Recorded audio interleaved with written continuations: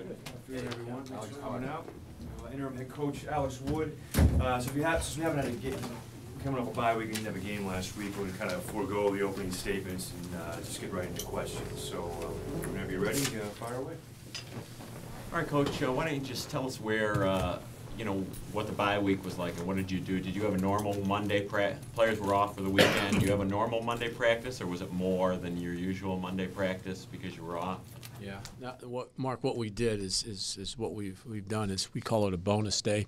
We went out for an abbreviated practice, if you will, about 12 periods, where a normal practice is anywhere from 16 to 18. So we did that, and it was good. It was good work for us. Players moved around really well, and did a good job in it. You know, you've expressed a sense of gratitude to Jeff, understandably, for hiring Correct. you. Yes. And, no doubt the other staff members feel the same to some degree or another. How do you get them motivated to do the best they can over the last 5 weeks? Yeah, well, we've all worked together here now for 4 years for the most part. There was a couple of new staff members that joined us for the first year, and fortunately for me, I knew those guys beforehand, so there was already a relationship there cultivated in advance, if you will. But no, I asked everybody, hey, we're still working for the University at Buffalo, and we represent UB. And everybody needs to do that with class and distinction and work together in a professional atmosphere. And these guys understand that. That's why there were no issues, once Danny decided that I would be the interim head coach, that, hey, we'd all work together well. Now, we haven't played a game yet, so, things could change, obviously, but I don't foresee that. Now, there's a great group of guys, to make a long story short here, and I have the utmost confidence in the guys that we have here, and we're going to make this thing go. Alex, John Worrell with the Associated Press. Hi, John. What are the challenges, the distractions that might come out of this? I mean, if any, in moving forward? Yeah, just the general distractions. Is trying to win the game. I mean, in short, every week it's a challenge. At Division I, college football. So, to respond, nothing out of the ordinary. Just the same old, day-to-day, stuff that you do, and to try to get your team to the field, and prepared as well as you can prepare them, and motivated and ready to go win a football game. Alex, have you ever been through an interim situation at all on any staffs that you were been on before, or have you tapped into some of your people that you've known through your career and asked them for advice on how to deal with this? No, I've been a head coach, obviously, but not the interim head coach. I've been on staff. I was at Arkansas when Houston Nutt stepped down. I was not the interim, but Reggie Herring took over in that particular situation, so I had a chance to be a part of that, or observe that, and see. And then that's amazing that you say that, because someone had brought up a guy that I used to work with, a guy named Ed Ogeron, who was the interim head coach at USC. And just over the weekend while we were off, he happened to call me because he must have read it somewhere. He says, "Hey, congrats, good job. Hey, you're the right dude," and all that good stuff, and you'll get it done. And so we tapped him in yesterday on a Skype, and he talked to our team a little bit about his experience as the interim head coach at USC, and how they came together and how those players rallied for him and played hard. I don't think they won all the games, but I think they ended up with a winning record at the end of the day in that situation. So, what are friends for? He was willing to do that, and it worked out well. The players, seemed to appreciate what he had to say. His message was spot on, about working together, still continue to develop and cultivate relationships with one another. Now it's a new start in some regards, and gives you new life and new excitement about what can happen. And as you all know, we're just a win away from being in the thick of this thing based on what happened this past weekend. So, that excites us as well. And we're looking forward to, and we got a home game, and it's senior day and all that good stuff, and a lot of good things happening for us right now. And we just got to see our way through, this particular situation. And so far, it's been good. Could you restate, how did you know Ed? And we worked together at the University of Miami, Florida. We won a couple national championships down there together. And Ed started with us as a graduate assistant and then he was our defensive line coach for. I was there 5 years, I think, for 3 years. And he just called you out of the blue, kind of Yeah, thing? yeah. He must have read somewhere. You know, obviously, you know, everybody. You know, he's and yeah, he called and said, "What's going on?" You know, I mean, just to kind of shoot the what, and it was good. It was a good phone call, and just a call of encouragement. So yesterday at your team meeting or whatever, you had him on Skype with He the players. Skyped in. Yes, he was doing a clinic or something, or clinic in the University of Tennessee staff, or he was in Knoxville doing a clinic, and he Skyped in during that time. Yeah. Who interpreted for him? Oh, the guys knew. I says, "Hey, this is a Cajun now." I mean, from I think it's a Grand Isle, Louisiana, south of New Orleans. That's where he's from, down in there. But now, yeah, he did good. I think it was all legible. Strictly from a nuts and bolts standpoint, you have to make the move from the press box to the field. Correct. And how is the dynamic working with the rest of the offensive staff to pick up your responsibilities? And I assume you're just going to continue to call the plays from down there? That's the plan. We'll do it, and we always have done it. You know, collectively. You know, we do a lot of it in the front end, so to speak. When we get to Saturday, it's a matter of just navigating the field, knowing where the ball's at, what hash down, just and all that good stuff. But we do it in the front end. But we'll do it as a staff as we usually do. I'll just do it from downstairs. I'll have a spotter or two guys upstairs spotting, and we'll handle it that way. And then obviously I'll manage the game on both sides, offense, defense, or all three phases: offense, defense, and special teams. But it'll be interesting, but it'll be fun. I'm looking forward to that. Yeah. I'm looking forward to it. You know, I haven't. It's been. I left James Madison in '94, I think, is when I went to the Minnesota Vikings. So I haven't managed and done that in a while. But I look forward to it. No rust, and looking excited about it. Yeah. What are the challenges when it comes to the concerns on defense and what's been going on there, and how do you immediately go about trying to address those now that you're... Well, one big concern is this kid named Thomas Rawls. He's a good player, and then in general, just plugging making sure we're gap, sound on defense. We're playing aggressive. We're not playing, tentative at all, and not that we have in the past, but just want to make sure those players understand that, hey, that's the expectation. That's what we talked about, when I took over as a head coach. That hey, we want to play aggressive. We want to keep those guys on the edge. We want to make them put them, on the defensive. Obviously, defensively. Now, yeah, are we the same, defensive football? No, because we got different personnel, obviously, but we got some quality players on defense, and I know they'll show up this Saturday. What do you mean you got different personnel? We don't have Mac, and we don't have the free safety we had last year. We don't have the same guys we had last year. We have a different roster, obviously, and so but we realized that from the beginning, obviously, and then we got to do a good job with who we've got from this point forward. Yeah, that was my point. I'm sorry. Their defense is number one in yards allowed. What do you see from them on defense when you put the tape? They've got a solid defense. They play hard. They've got some good defensive personnel, without question. I think that we match up with them, our offense versus their defense, relatively well. We like to run the football and throw play action pass, and I think we'll have an opportunity to do that. They're a 4-down team. They like to play with 2 inside linebackers and really 2 strong safeties. Number 10, Kevin King, is really a strong safety type of guy, as well as number 29, Jared Chapman, who's also a strong safety. So their structure, lends itself to us being able to possibly take advantage of some of their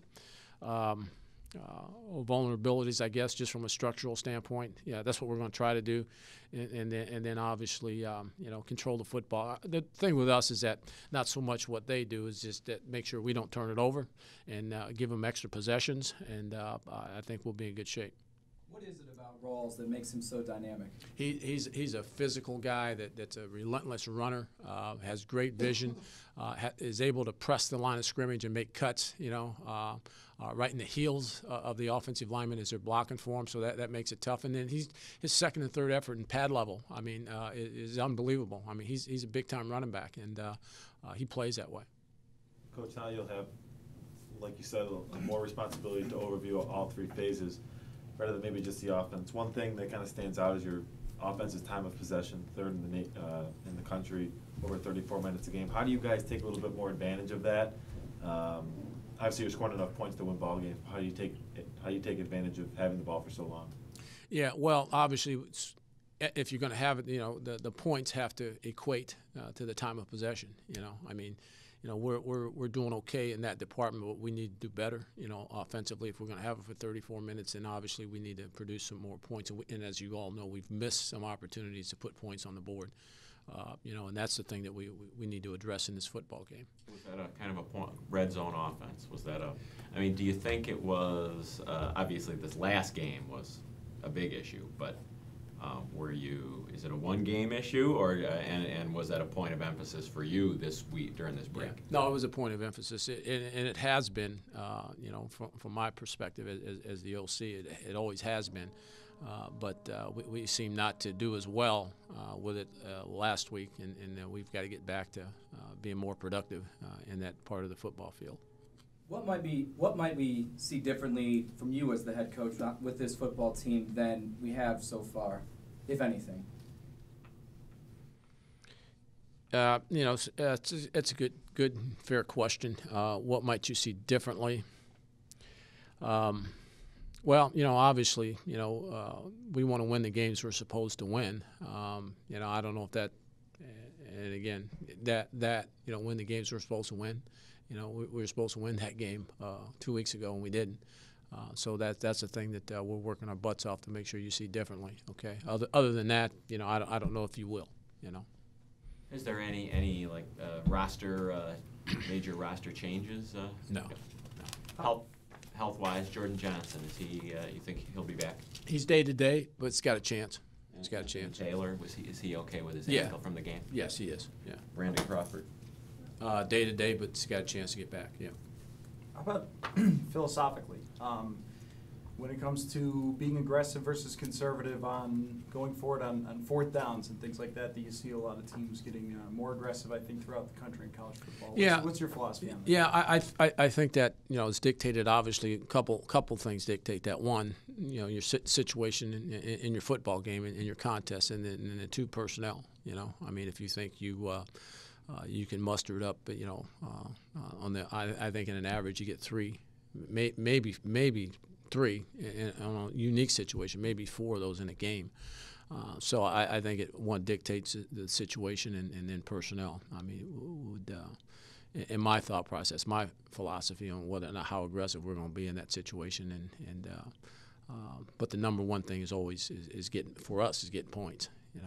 Whatever it takes for us to maintain possession so we have an opportunity to get points. You talked about this being a fresh new start, and knowing that carrot is still hanging there at the end of the season. Is it also, given the circumstances, a chance to approach these last games as having nothing to lose in some sense? It's a looser mentality in some ways, that you can put aside some of the distractions or concerns, and I'm not sure if you get what I'm saying. Yeah, here it is for me. I mean, I've always approached it that way. Sure. I mean, because in my business, are you kidding me? There's no secure. I mean, why get uptight about whatever? I mean, any of that stuff, because if you don't win the game, they're going to get you anyway. So win the game, make your focus there, whatever it takes to win the game. Now, I don't get uptight about it. I like to live on the edge a little bit. In terms of how you do things, and you guys, I mean, so yeah. Now we're not worried about what we're worried about right now. And I know this is cliche, but it's beating Central, and then take it, one step at a time from there, and then whatever it takes to do that, that's what we're willing to do. So. Alex, you talked about winning the games you're supposed to win. This team got a little taste for winning last year. How has this year, in not winning some games that the guys felt like maybe they believed or thought they were supposed to win, how they reacted to that? What sense have you gotten from a team's mindset a little bit? Yeah, I like this team. I keep saying that. I said that to the offense, and I've had a chance to now say that to the entire team. I really like the personnel in this team. I think these guys really genuinely want to win football games. And I think, you know, they responded, in my opinion, they don't like it appropriately. Okay, they don't like it, and they think different things should have happened. And nobody's doing this. Okay, that's what's the key. Nobody's saying, hey, it's his fault. You know, hey, they understand. Everybody's taking ownership on what's happened, transpired. Not Jeff's fault, not his fault. No, hey, let's look at this thing in totality. Okay, what happened? All right, they coach, we play. All right, and so, you know, hey, we knew what the plan was going in and so on. But these guys are high character gentlemen, young men, and you know, that's where we're at. But appropriately, they've responded, in my opinion, because they don't like it. It's left a nasty taste in their mouth, and I think they want to do something. They want to do better. Their Central is #1 in pass defense. I mean, part of that is, you know, the schedule. Or, I mean, you know, if you play a little more run-oriented teams, but they also don't have a lot of sacks. Are they a lot of interceptions, not a lot of sacks? So from a, what would you characterize? Do they not a real blitzing team, or are they? No, they're not a big pressure team. That's a good observation. No, they're not a big pressure team. Do they bring some phase or form of pressure? Absolutely, yeah. Well, they'll rush 5 at times, 6, but they're not a big pressure team. They rely, you know, a lot on zone coverage, and if they are going to blitz, they like to blitz their inside linebackers more than the other aspects of their defense. So what do you think they're doing well? I mean, well, I think the front 4 guys get plenty of pressure on the quarterback. Maybe not to the point of getting as many sacks, but they hurry them. Where their defensive backs, they play a lot of press coverage, you know, so it's tighter windows. They can fit the ball in, those kinds of things. So I think that's what they do well. They get just enough pressure to get the timing and the rhythm of the throw off, and then they also have press coverage, which is a tighter window to try to fit the ball in and make you make more contested catches if you can. Have you noticed teams playing defense any differently against, now that Anthony's sort of burst on the scene a little bit here in the last month or so? Have you noticed changes in the way teams are defending him? Well, you know, obviously, you know, more, you know, people in the box, you know, in terms of defenders, more guys down, you know, closer to the line of scrimmage, and we got that a lot, you know, last year with Bo, obviously too. So not a big difference, but other than just the 8-man fronts that you know, we got to, you know, be able to take advantage of in another way if that happens. Have you talked to Bo in the past week? Bo, yeah. No, not in this past week. We text a couple weeks ago. We text back and forth, but I have not talked to him. Anything else? Okay. Thanks. Available for Thanks, one-on-one. Thanks, man.